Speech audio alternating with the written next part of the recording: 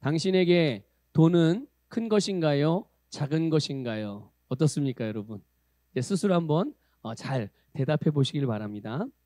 뭐 정답을 말하라는 것은 아니고 여러분에게 정말 생각되어지는 그 부분을 고백하고 또 오늘 하나님의 말씀이 또 우리에게 가르쳐 주시는 우리 재정 분야에 대한 하나님의 메시지를 또 함께 받도록 하겠습니다. 지금 우리 수요일에 계속 재정에 대한 부분들을 나누고 있어요. 특별히 우리가 나누고 있는 재정 분야에 대한 이 말씀들은 앤드류 오맹 목사님이 쓰신 재정의 청지기 직분이라는 책이 있거든요. 그 내용들을 지금 함께 나누고 있는 거예요. 그래서 그 부분에서 또 주님께서 저와 또 우리 교회 가운데 주시는 메시지들을 이렇게 좀 정리를 해가지고 함께 나누고 있는 건데, 어쨌든 뭐 재정은 어떻게 해야 됩니다, 어떻게 해야 됩니다, 뭐 이렇게도 말하는 경우도 있지만 이렇게 좀 말들을 풀어서 말씀을 나눌 때 여러분들이 좀 여러분이 가져가실 수 있는 그런 말씀을 잘 붙들어서 여러분의 재정을 주님의 말씀 위에 재정 분야를 잘 세워나가시고 하나님이 여러분에게 이미 계획하시고 또 이미 주신 재정의 축복을 풍성하게 누리기를 주님의 이름으로 축복합니다.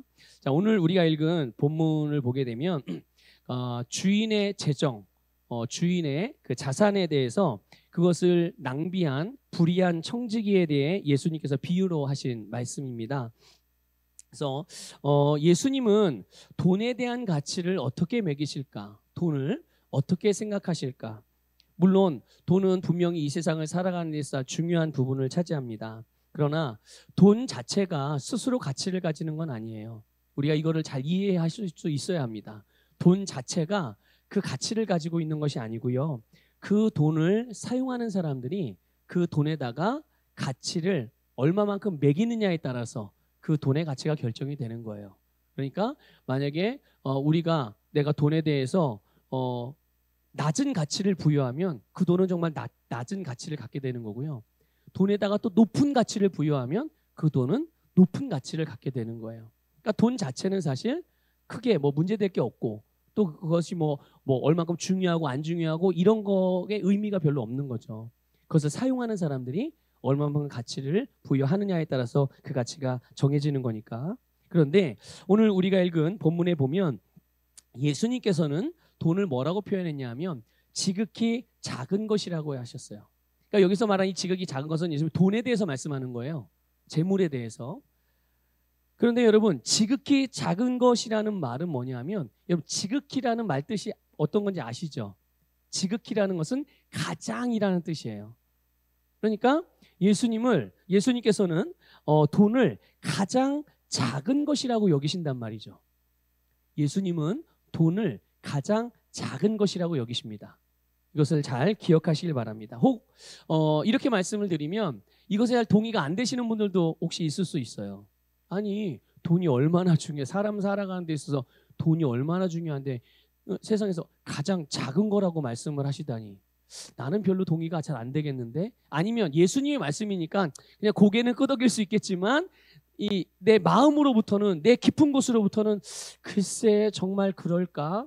아니면 내가 생각하는 돈에 대한 이해, 돈에 대한 가치하고는 예수님이 말씀하신 가치하고 완전히 정반대가 될 수도 있죠. 나는 돈이 사람이 살아가는 데 있어서 물론 사람만큼 중요한 건 아니지만 그래도 사람이 살아가는 데 있어서는 가장 중요한 건 아닌가 이렇게 생각할 수 있겠지만, 그렇다면 예수님의 생각과는 완전히 정반대가 되잖아요. 네, 그럴 수도 있는 거죠. 그리고 예수님께서 오늘 본문에서 지극히 작은 것에 대해서도 말씀하셨지만 또 이것과 대조해서 큰 것이라는 표현도 쓰시면서 이 둘을 비교를 하셨어요. 대조를 하신 거죠. 그런데 작은 것에 대한 것을 말씀하실 때는 지극히 작은 것이다라고 말씀을 하셨어요. 그런데 큰 것이라고 말씀할 때는요, 지극히 큰 것이라고 말씀하지 않아요. 그냥 큰 것이라고만 말씀을 하십니다. 이게 이것을 통해서 우리에게 주시는 메시지가 있는데요. 여러분 보세요. 가장 작은 게 있다면 나머지 것들은 다 어떻게 되는 거예요? 이것보다는 A라는 게 가장 작은 거기 때문에 나머지 거는 다 어떻게 되는 거예요? 이것보다는 다 크다는 얘기예요. 여러분, 예수님은 돈을 가장 작은 것이라고 여기십니다. 그리고 그 이외의 것들을 다 이 돈보다는 다 크게 보시는 거예요. 여러분들도 주님과 같은 시선과 같은 관점을 가지시기를 주님의 이름으로 축복합니다. 그것은 저도 마찬가지예요. 저도 예수님과 똑같은 관점을 가져야죠. 단지 목사라는 직임 그 하나 때문에 뭐 저절로 이렇게 된다? 그렇지 않아요. 그렇게 안 되더라고요, 저절로. 예, 목사가 된 지 꽤 됐는데 저절로 그렇게 안 되더라고요, 아직도. 예, 아직도. 계속 혹이라도 변화되지 않은 나의 생각이 있다면 목사인 저도 계속 말씀을 통해서 말씀과 똑같이 바꿔가야 되는 게 또 제가 할 일인 거죠.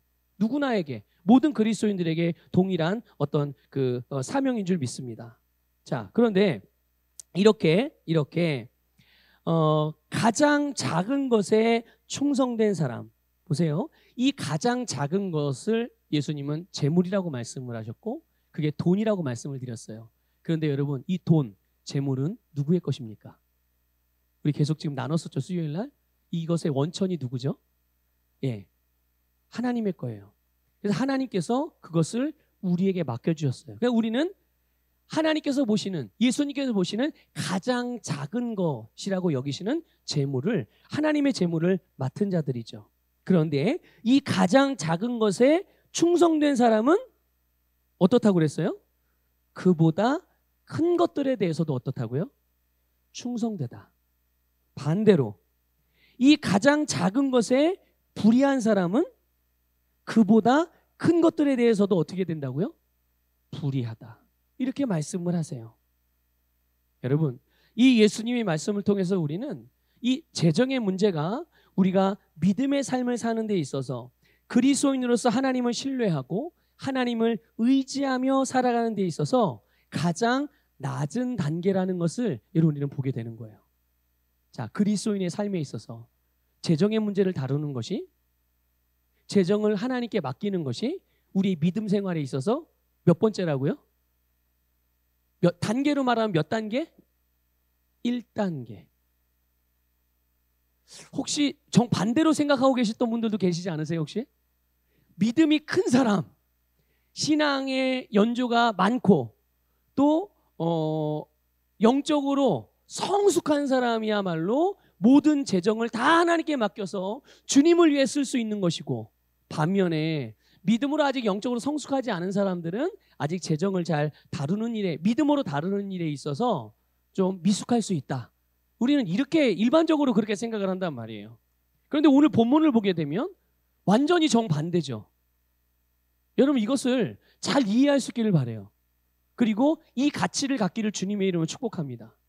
그리스도인에게 있어서, 신앙생활을 하는 데 있어서 가장 믿음이 작게 들어가는 영역이 어디라고요? 재정의 분야라는 사실이에요. 재정의 분야. 그게 바로 가장 낮은 단계, 시작점이라는 거예요. 1단계. 아, 내가 그리스도인으로 살아가는 삶의 1단계는 내 재정이 하나님으로부터 온다는 것. 그래서 나의 재정의 주인이 하나님이시다라는 것에서부터 시작이 되어진다는 거죠. 우리가 예수님이 나의 구원자이고 주님인 것을 믿고 우리의 모든 삶의 축복의 근원이 예수님이라는 사실을 믿는다라고 했을 때, 여러분, 우리의 실제의 삶의 영역 중에 어디에서부터 그 나의 믿음이 나타나게 되겠습니까? 뭐 주일날 가면 예배당에 가는 거, 뭐 그럴 수도 있죠. 또 기도하는 어떤 모습들, 그런 걸 수도 있어요. 그런데 실제적으로 우리가 삶에서 사라지며 실제적인 삶의 영역에서 나의 믿음이 나타나는 게 바로 재정의 영역에서부터 나타나게 된다는 거예요. 왜 그럴까요? 가장 작은 거니까. 1단계이기 때문에 그런 거예요. 주님의 관점에서 그게 1단계이기 때문에. 그러니까 만일 이 가장 작은 재정의 부분에 있어서 하나님을 신뢰하지 못한다고 했을 때, 과연 가장 작은 것 이외의 영역들은 어쨌든 이 재정의 영역보다는 다 큰 거예요, 작은 거예요? 다 큰 거예요. 그러니까 재정의 영역을 다루는 데 필요한 믿음이 만약에 5라고 한다면, 숫자로 표현했을 때 10, 완벽한 믿음을 10이라고 했을 때 재정을 다룰 수 있는 믿음의 분량이 만약에 5라고 했다고 해봅시다. 그럼 그 나머지 영역들은 다 뭐가 되는 거예요? 5보다는 다 큰 거예요.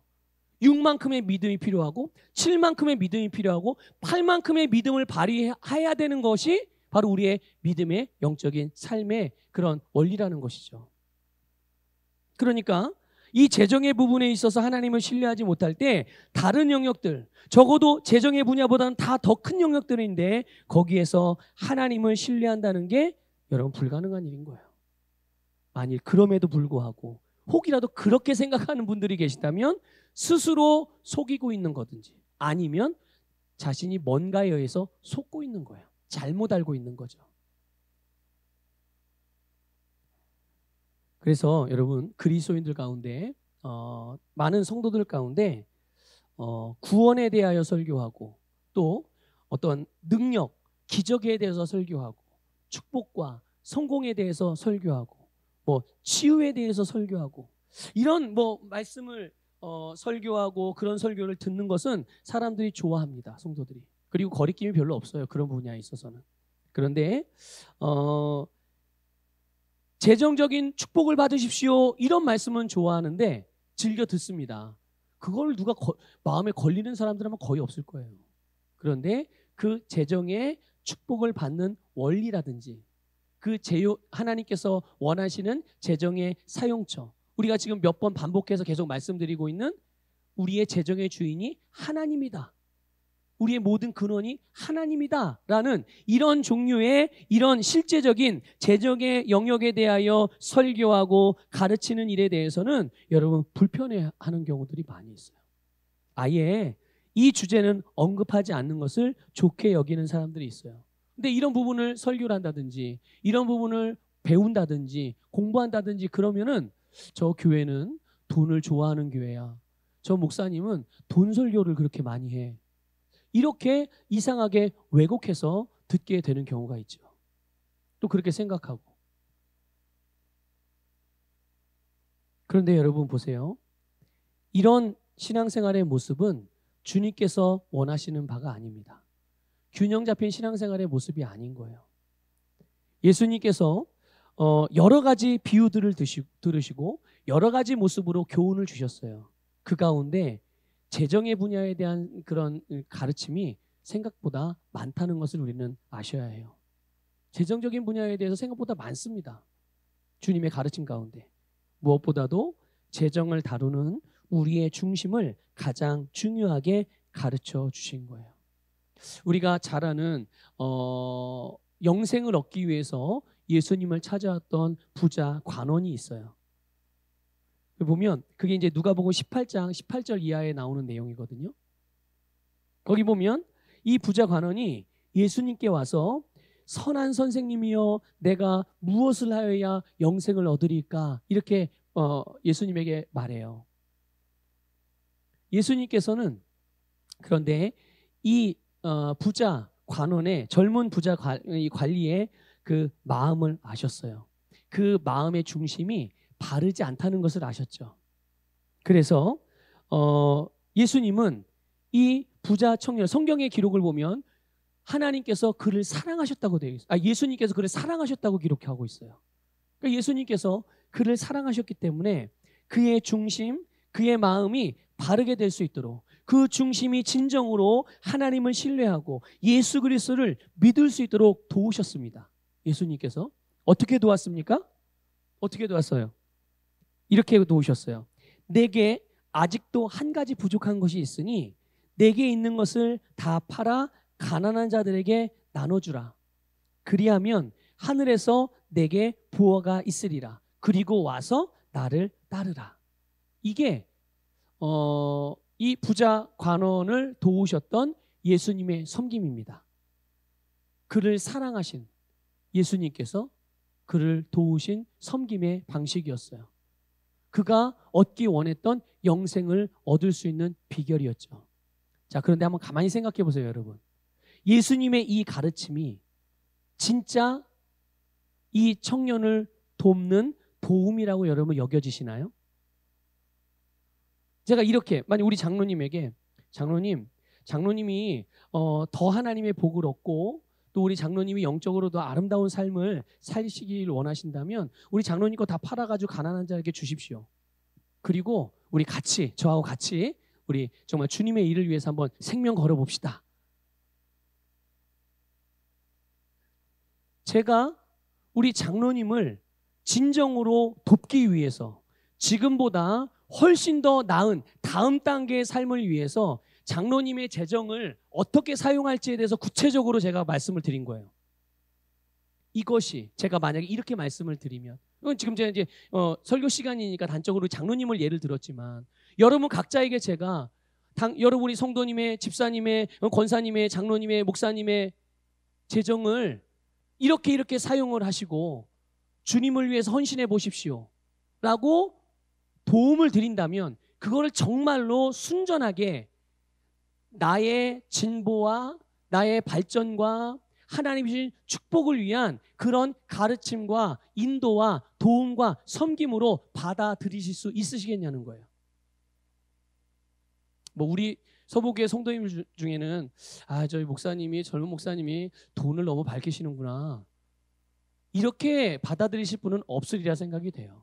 하지만 이제 그건 제 생각이고 정말 여러분의 중심 안에서 이 예수님께서 부자 관원 이 젊은 청년에게, 여러분 이 청년이 한두 푼 가지고 있는 게 아니에요. 재산이 어마어마하게 가지고 있는 사람입니다. 그거를 다 팔아서 가난한 데게 주고 너는 나를 따라라 이렇게 말했을 때, 이게 정말 이 사람을 위한 도움으로 받아들여질 수 있겠냐는 거예요. 여러분, 이것을, 이 주님의 도움, 주님의 말씀을 항상 나를 위한, 나에게 가장 좋은 최고의 주님의 인도와 섬김으로 받을 수 있기를 주님의 이름으로 축복합니다. 여러분, 오늘 본문과 이 부자 관원의 이야기를 연결해서 말씀을 드리고 우리가 그렇게 이해한다면, 가장 작은 재정의 분야에서 예수님을 믿을 수 없다면 그보다 더 큰 이 재정 분야와 이외의 것들에 대해서는 믿을 수 없다라는 말씀이에요. 아니, 가장 작은 1단계, 첫 번째 스텝이 안 되는데 어떻게 2단계, 두 번째 계단을 가고 어떻게 세 번째 계단을 가겠냐는 거예요. 그럴 수 없다라는 것을 우리는 오늘 메시지를 통해서, 말씀을 통해서 우리가 알게 되는 거죠. 오늘 본문 11절 같이 다시 읽어볼게요. 11절 시작. 너희가 만일 불의한 재물에도 충성하지 아니하면 누가 참된 것으로 너희에게 맡기겠느냐. 여러분, 가장 작은 일에 충성되지 못하는데, 그런데 여러분 보세요. 이 가장 작은 일을 하나님께서 우리에게 맡겨주신 거예요. 그러니까 청지기로서의 우리는 이 가장 작은 일이 어떻게 해야 되겠어요? 충성되게 해야 된다는 거예요. 충성되게. 그런데 이것도 하지 못하는데 어떻게 이 재정보다 더 큰 것들을 맡길 수가 있겠냐는 거죠. 여러분, 메시지 성경을 보니까요, 이 부분을 조금 우리의 현대적인 그런 의미로 의역을 한 내용이 이렇게 되어져 있어요. 너희가 작은 일에 정직하지 못하면 누가 너희에게 가게를 맡기겠느냐. 그렇죠? 아니, 매달 받는 월급에도, 직장 생활하면서 매달 받는 월급에도 정직하게 주님이 나에게 맡겨주신 것으로서 아름답게 잘 사용하고 관리하지도 못하는데 어떻게 자영업을 할 수 있겠냐는 거예요. 어떻게 사업가가 되어져서 자기 사업을 운영할 수가 있겠냐는 거예요. 이게 주님께서 주시는 메시지예요. 여러분, 이 재정의 분야에 대해서 예수님과 같은 관점을 갖기를 주님의 이름으로 축복합니다. 일반적으로 사람들은요, 이 재정, 돈을 가장 큰 거라고 여기죠. 그리고 가장 중요한 것으로, 그리고 이 돈을 자기를 진정으로 행복하게 해주고 이 돈이 나로 하여금 모든 것을 할 수 있게 해주는 최고의 자산이라고 생각을 해요. 그래서 여기 오늘 성경에서 나온 이 재물이라는 이 단어가 헬라어로 원어가 맘몬이라는 뜻이에요. 이 맘몬은 뭐냐면요, 재물을 관장하는 신이에요. 재정을 돈의 신이며, 돈의 신. 그러니까 보세요. 돈만 있으면 뭐든지 할 수 있고 이 돈이 나를 행복하게 해줄 수 있다고 사람들이 생각하기 때문에 돈을 자기의 신으로 섬기는 이런 오류가 생기는 거예요. 이런 불상사가 생기는 거죠. 그런데 사람들은 그렇게 생각하지만 정말 그런가요? 그렇지가 않죠. 여러분 한번 잘 생각하고 대답해 보세요. 질문 한번 드려볼게요. 돈하고 건강 어떤 게 더 중요해요? 진짜로 생각한 걸 얘기해 보세요. 돈하고 건강 중에 뭐가 진짜로 중요해요? 확실해요? 네, 역시 우리 서부교회 성도님 지혜로운 분들이세요. 당연히 건강이 더 중요하죠. 그래서 돈의 영역보다는 재정의 영역보다는 건강의 영역이 훨씬 더 큰 영역입니다. 그러니까 보세요. 돈을 얻기 위해서 그 돈을 얻기 위한 대가로 자기의 건강을 내어주고 병들고 돈을 얻으려고 하는 사람이 있으세요? 이 세상에 그런 사람은 아무도 없을 거예요. 만일 그런 일을 하고 있다. 근데 본인이 그걸 잘 몰라. 그럼 빨리 알려주셔야 돼요.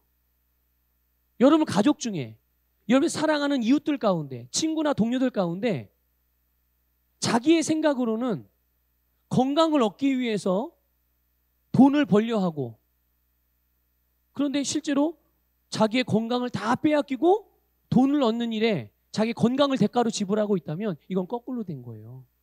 빨리 알려주셔서 거꾸로 뒤집으셔야 되는 거예요. 네.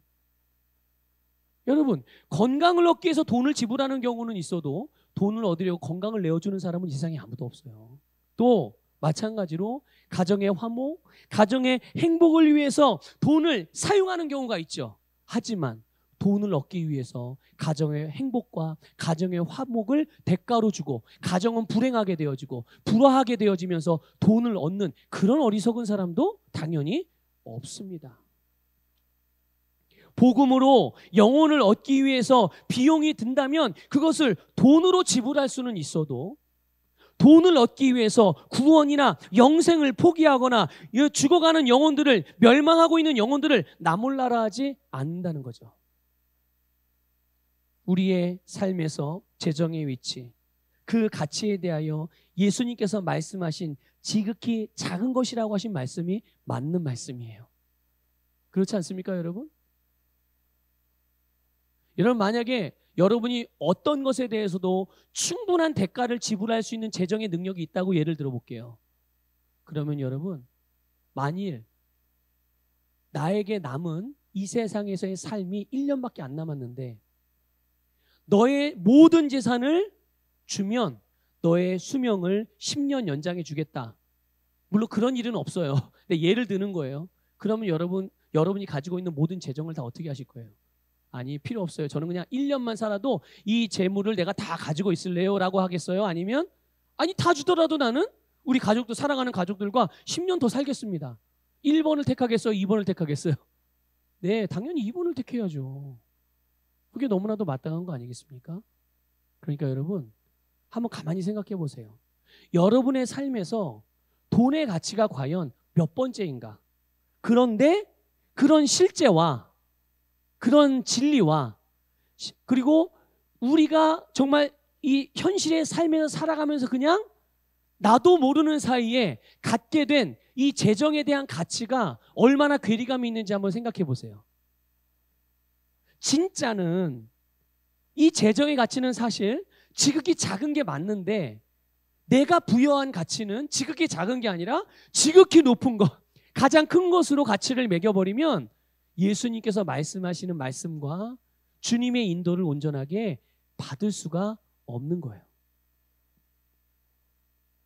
그러므로 여러분 모든 그리스도인은 이 지극히 작은 것, 이 재정의 분야에서 하나님을 신뢰하는 것에서부터 시작해서 더 큰 것을 신뢰하는 방향으로 성장하고 성숙하고 발전해 가야 될 줄 믿습니다.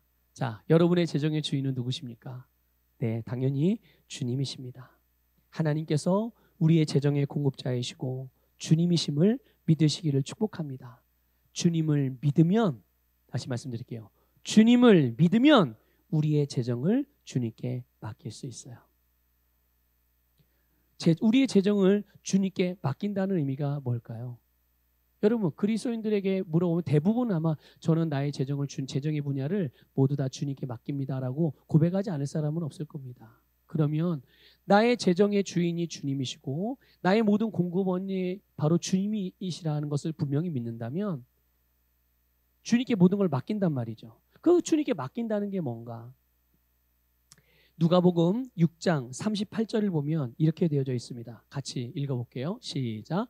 주라 그리하면 너희에게 줄 것이니 곧 후히되어 누르고 흔들어 넘치도록 하여 너희에게 안겨주리라.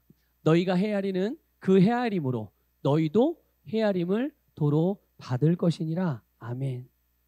자, 여러분, 예수님께서 우리의 재정의 주님이시죠? 나에게 하나님의 재정을 맡겨주신 분이세요. 믿습니까? 네. 그 주님께서 주라 말씀하셨어요. 우리를 향해서 어떻게 하라고요? 줘라. 아니, 니들 것도 아닌데 주라니까 이렇게 말씀하시는 거예요. 예, 줘라. 그런데 여러분, 여기에 놀라운 약속이 있어요. 아니, 내 것도 아니에요. 하나님의 거예요. 그런데 하나님의 거를 당연히 하나님이 누군가에게 주라고 했을 때 그건 당연한 거 아니에요? 그렇게 하실 수 있는 거죠. 그런데 거기에 주님이 약속을 하나 붙여주셨어요. 그 약속이 뭡니까? 그리하면 너희에게 줄 것이니. 그리하면 우리에게 주신대요. 넘치도록 하여 너희에게 안겨주리라. 믿습니까, 여러분? 우리의 재정을 주면, 우리의 재정을 주님께 내어드리면 주님께서 주신다고 약속을 한 거예요. 그런데 내가 드린 만큼, 내가 준 만큼 주시는 게 아닙니다. 어떻게 주세요? 후히되어 누르고 흔들어 넘치도록 주세요. 자, 여러분, 이 말씀을 믿어요. 우리가 이렇게 우리에게 말씀을 주신 주님을 믿습니다. 그러면 안 주는 게 이상한 거 아니에요? 주님께 안 드리는 게 이상한 거 아니에요? 믿는데 내가 주님의 말씀을 누군가에게 주면, 다른 사람에게 필요를 따라 주면, 주님의 필요가 보여 주님께 심어서 내어드리면 주님께서 누르고 흔들어서 넘치도록 그렇게 주신다는 말씀을 믿어요. 이거 믿는 사람이 안 주는 게 이상한 거 아니에요? 예. 여러분, 하나님께서는 심는 자에게, 주는 자에게, 드리는 자에게 넘치게 돌려주신다고 약속을 했어요. 바로 이것이요, 여러분, 믿음으로 심고 거두는 하나님 나라의 부여의 원리인 것을 깨달으시길 바랍니다. 여러분, 계속 반복해서 말씀드리는 거지만 또 말씀드릴게요. 이게 뭐냐면 주님의 말씀은 영적인 것입니다. 믿습니까? 자, 그런데 주님의 말씀은 영적인 건데 그 영적인 것은 반드시 우리의 삶과 분리되어 있는 게 아니라 아주 긴밀하게 연결되어져 있습니다. 아주 촘촘하게, 아주 직접적으로 연결이 되어져 있어요. 그래서 영적인 것은 반드시 우리의 삶에 나타나게 되는 줄 믿습니다. 그래서 우리의 삶은 영적인 거예요. 삶 자체가, 여러분의 삶 자체가 영적이라는 것을 깨달으시길 바랍니다. 그래서 여러분의 영적인 상태들이, 여러분의 영적인 수준들이, 또 여러분의 영적인 어떤 성숙도가 고스란히 여러분의 삶에 나타나는 결과들을 만들어낸다는 것을 반드시 기억하시길 바라요. 여러분, 예수님은 우리의 구원자세요. 그 구원 안에 여러분, 우리를 죄로부터만 구원하는 것이 아니라 우리에게 영생을 주셔서 영원한 하나님 나라에 들어가기만 하는 것이 아니라 그 구원 안에는 부요가 있고 형통도 함께 들어있다는 것을 믿으시길 바랍니다. 이것은 단순히 우리의 영적인 부분 또는 내면적인 부분의 부요 형통만을 의미하는 게 아니에요. 그래, 주님이 나를 부요하게 하셨지, 주님이 나를 형통하게 하셨지, 그냥 마음속으로만 믿고 있고 그냥 긍정회로만 돌리고 아니면 정신승리만 하고 있는, 그게 아니라는 말이에요.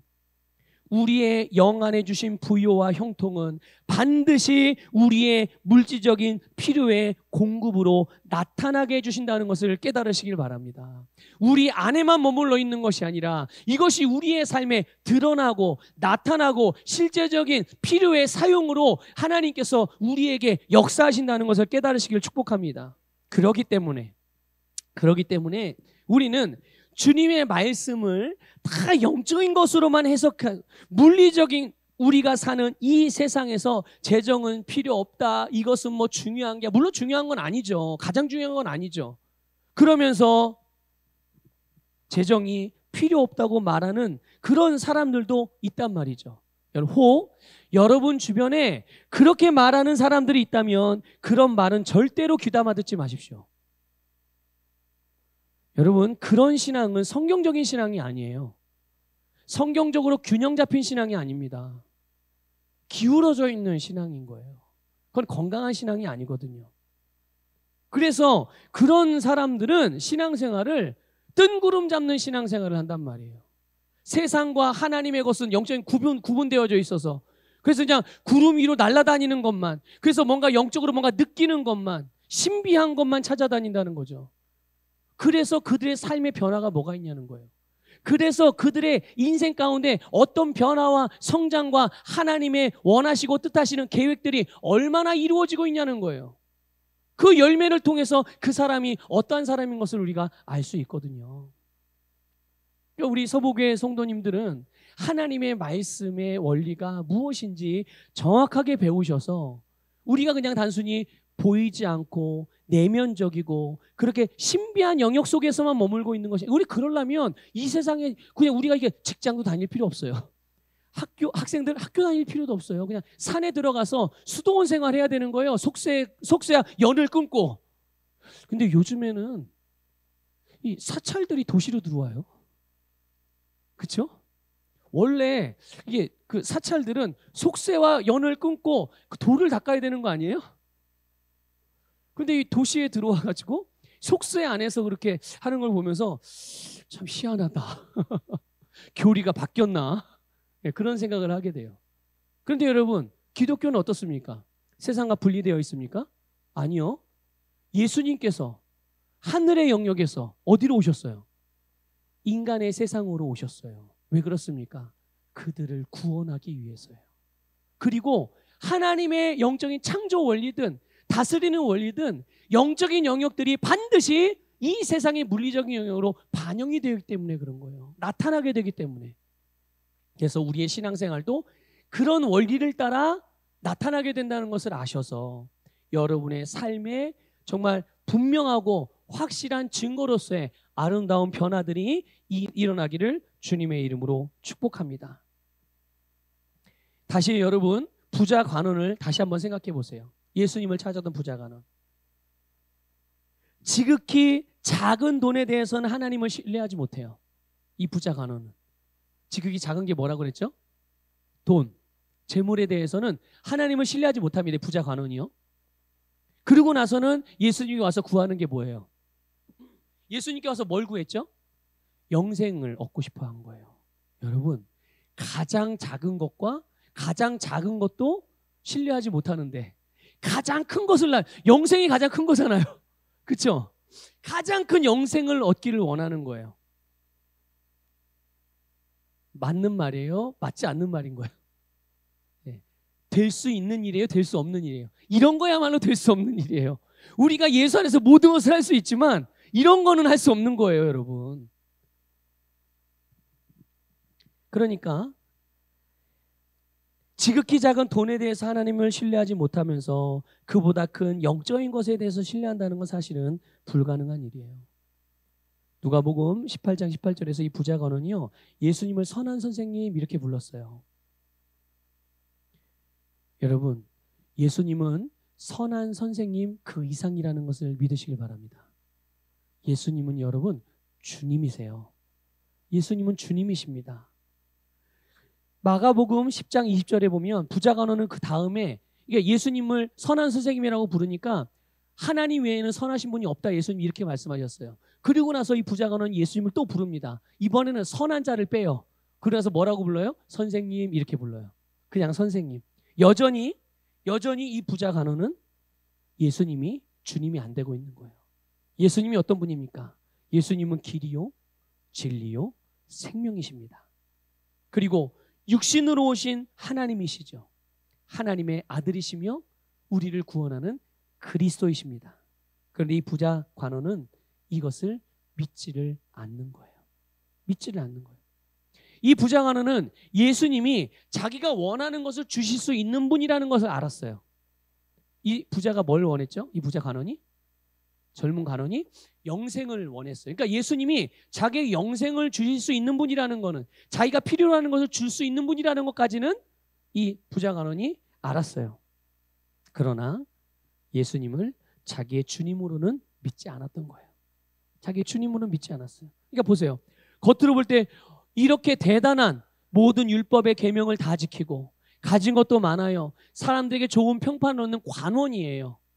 젊은 나이에 재정, 명예, 지식, 권세 다 갖춘. 그러니까 사람들에게는 존경도 받고 칭찬을 받을 만큼 아주 신앙적인 사람으로 보였지만, 사실 그 사람의 속에는 예수님을 신뢰하는 것보다는, 예수님은 신뢰하지 않았죠. 대신 예수님 대신 뭘 신뢰했습니까? 네, 돈을 더 신뢰했어요. 그러니까 이 사람에게 있어서는 돈이 자기의 주인이었던 거죠. 예수님은 아까도 말씀드렸지만 이 부자 젊은 관원 청년을 사랑하셨어요. 그래서 그를 도와주고 싶었어요. 그리고 실제로 그가 돈이 아니라 진짜 주인, 진정한 공급자이신 예수 그리스도를 믿을 수 있도록 도왔어요. 내가 가지고 있는 거 다 팔고 그 다음에 나를 따라와라. 나를 쫓아와라. 하지만 그 사람은 어떻게 했습니까? 예수님의 그 사랑을 외면하고 예수님을 떠났습니다. 여러분, 물론 결과론이긴 하지만 만약에 이 부자 젊은 관원이 예수님의 말씀대로 자기가 가진 것을 다 팔아서 가난한 자들에게 주고 예수님을 따랐다면 어떻게 되었을까요? 한번 여러분 생각해 보세요. 물론 뭐 답은 그냥 정해져 있죠. 그가 원했던 게 뭐였어요? 영생이었잖아요. 영생 얻었을까요? 못 얻었을까요? 당연히 얻었죠. 그러면 영생을 얻었어요. 그럼 재물은요? 돈은요? 돈은 어떻게 됐을까요? 이제 하나님께 뭐 예수님께서 말씀하신 다 팔아서 줬으니까 이제 아무것도 없는 빈털터리가 되는 건가요? 그냥 전대만 갖고, 전대 한 개만 갖고, 전대 두 개만 갖고, 뭐 이게 뭐 개나리 진보다리라고 그러나 옛날에? 그것만 가지고서 예수님 쫄래쫄래 쫓아다니면서 예수님이 그냥 어디 가서 밥 먹으라고 그러면 거기서 밥 먹고 그런 수준으로 살았을까요? 아니요. 예수님은 이 생에서 예수님을 위하여 자신의 모든 전토를 벌이고 내어준 사람들에게 하신 약속이 있어요. 하늘에서는 영생을 받고 이 땅에서는 100배의 복을 받습니다. 믿습니까? 그러니까 이 부자 청년을 이 주님의 약속의 말씀에 빗대서 보면 이 부자 청년 자기가 원했던 영생도 얻을 뿐만 아니라 자기가 내어드렸던 재물보다 100배로 그 복을 받게 되었을 거란 말이죠. 여러분, 예수님은 이 부자 관원의 재산을, 그의 소유를 빼앗으려는 것이 아니라 그에게 100배로 복 주기를 원하셨다는 것을 우리는 깨달아야 될 줄 믿습니다. 여러분, 우리는 주님의 것을 맡은 청직입니다. 물론 우리가 가지고 있지만, 실제적으로 우리 손으로 가지고 있지만, 우리의 소유가 되어 있지만, 그렇다고 해서 그것이 우리의 것이 아니라는 것을 늘 항상 인식하고 계셔야 해요. 그것은 주님의 것이고 우리는 그것을 맡은 청직입니다. 진짜 중요한 것은 여러분 돈, 재정이 아니라 그것을 맡은 우리의 중심인 줄 믿습니다. 그래서 하나님은 우리에게 가장 좋은 것을 주시는 분이에요. 우리를 부유하고 형통하게 하시는 분이십니다. 하나님을 믿으십시오. 그분의 말씀을 믿으십시오. 그래서 이 재정 분야에 대한 하나님의 인도하심, 또 이 재정 분야에 대한 하나님의 공급자 되심, 우리의 원천이 되심을 믿으시고 재정에 대하여 우리에게 주신 약속의 말씀들을 믿으셔서 그 주님의 말씀을 따라 재정을 다루심으로 여러분의 재정의 분야들이 100배의 복을 얻고 누리게 되기를 주님의 이름으로 축복합니다.